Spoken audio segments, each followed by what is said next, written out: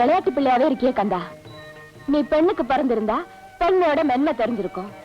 கண்மூடி தகப்பனுடைய கண்ணுல எல்லாம் பிறந்திருக்க. ஏயா சின்னவன் உனக்கு உயர்வா போயிட்டாளா? அந்த கள்ளி வள்ளி சொக்கன் மகனுக்கு சொக்குப்பிடி போட்டாளா?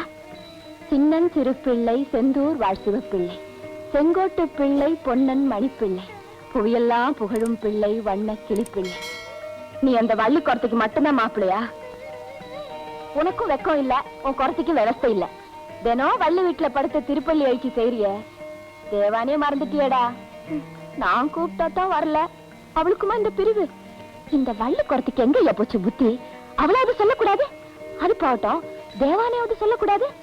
என்னங்க ஒரு நாளாவது என் வீட்டுல படுங்கன்னுட்டு.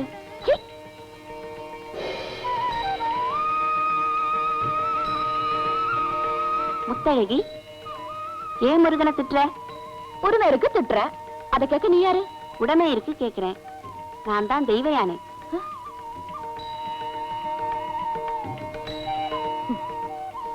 கிடைக்கலையேன்னு நான் ஏங்குறேன். கிடைச்சது நழுவ விட்டுட்டியேம்மா. பெண்டாட்டி கண்டிப்பா இருந்தா புருஷன் ஏமா சின்ன வீடு தேடி போகணும்?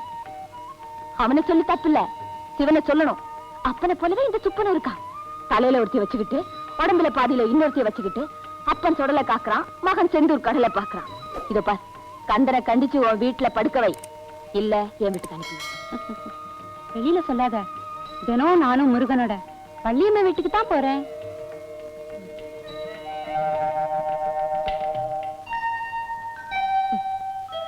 அந்த வரிசையில எனக்கும் இடம் இல்லையாப்பா. இன்னும் பல வீடியோக்களை காண சன் லைஃப் சேனலை சப்ஸ்கிரைப் பண்ணுங்க.